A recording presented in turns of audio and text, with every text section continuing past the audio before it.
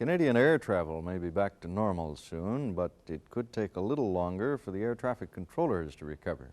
What they gained over the bargaining table, they may have lost in public resentment over a strike costing perhaps $100 million. Well, actually, the air traffic controllers' public prestige was pretty deflated even before the strike.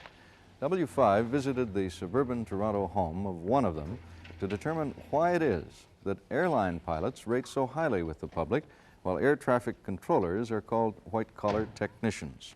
Some pilots make 4 times as much as air traffic controllers, and even stewardesses earn more money. Nobody envisioned, I think, what is it, to this point, 14,000 people being laid off from their jobs because we went on strike. We knew that there would be inconvenience. This occurs. But to the extent that it has occurred, I was really surprised. I would venture to say that even with the publicity that we've received today, 90% of the people did not know what we did. Before the publication of Arthur Haley's book, Airport, where they brought the air traffic controller into the picture, the majority of people, even my neighbors, thought that as an air traffic controller, I worked for the airline, not for the government.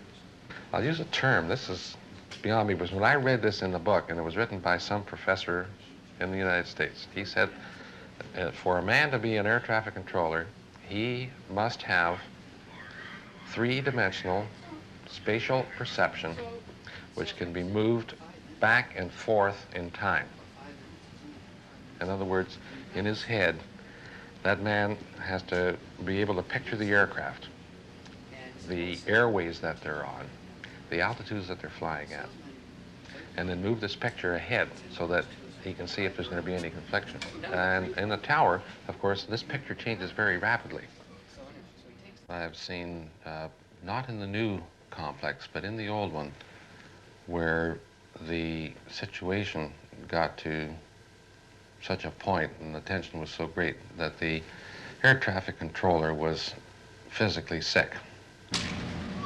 Fortunately, in the tower we have a system where we rotate the controllers from one position to another, and this then gives them some break from, say, an extremely busy position.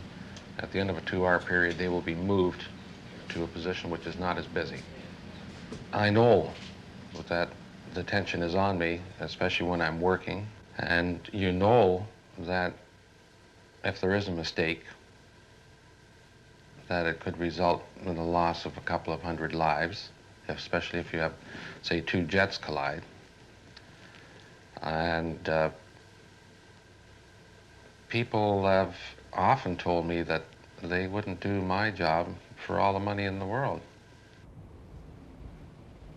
When I get tense, I tend to perspire a lot. But I've only had it happen to me once in the 10 years. And this occurred when we were in the old tower.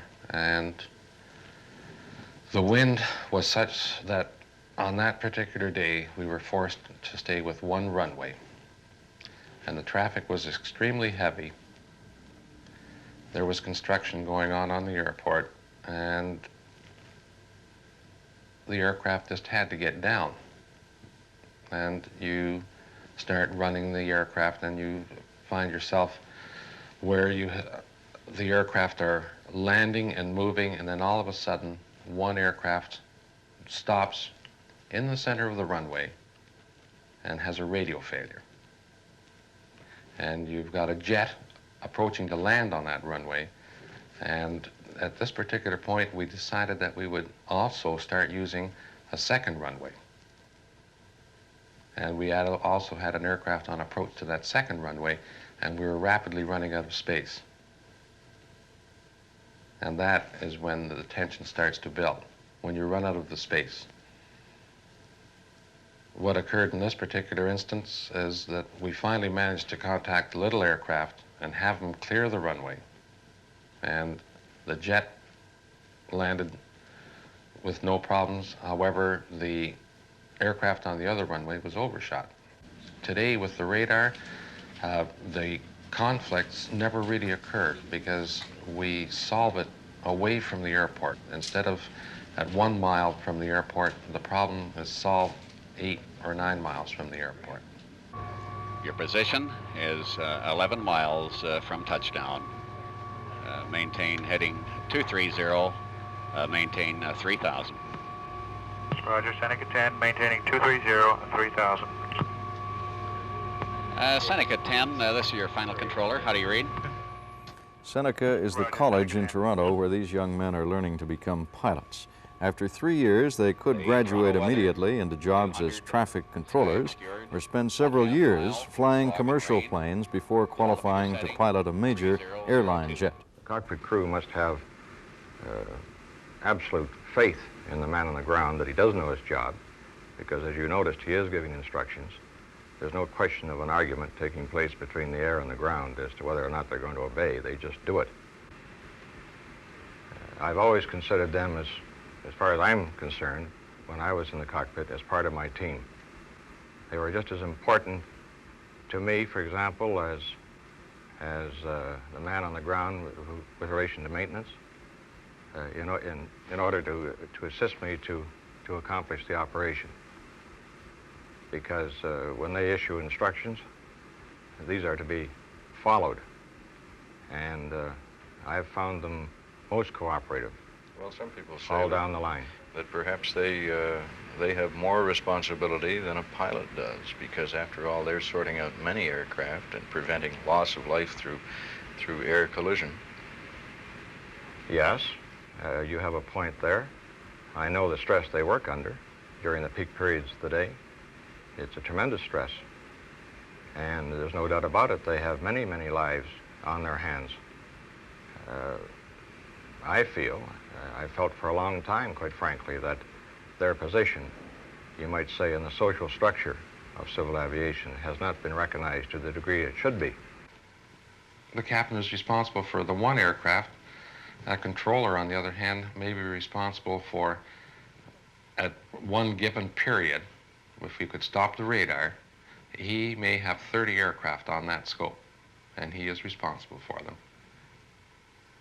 if he's talking to them. So do you think you deserve more money for that? Well, this is one of the things that has more caused money us... than a pilot gets.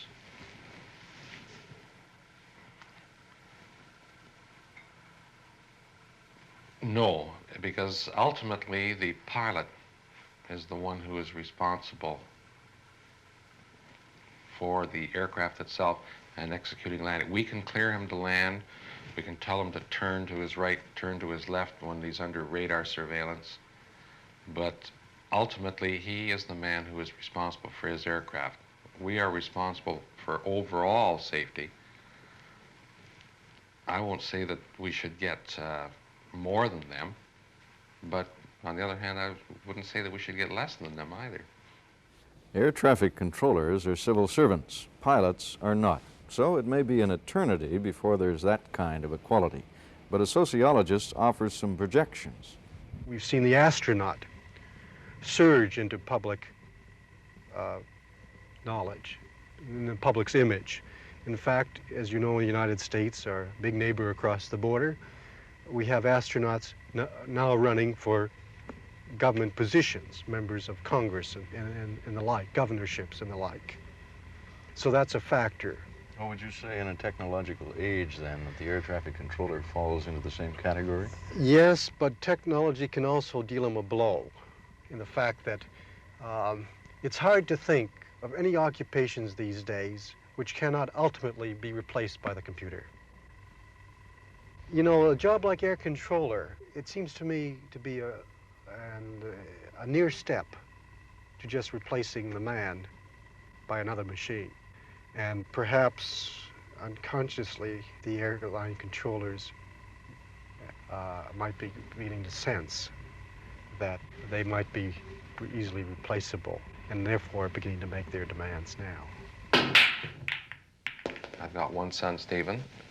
He's in grade 9, and if he wants to become an air traffic controller, I wouldn't dissuade him from it.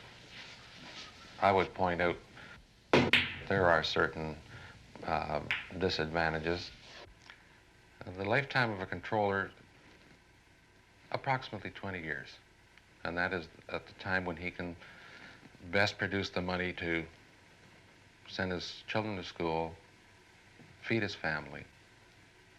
And after that, unless he is able to maintain his medical and remain current, which, as everybody knows, as you grow older, you slow down. And in some ways, it is a young man's game.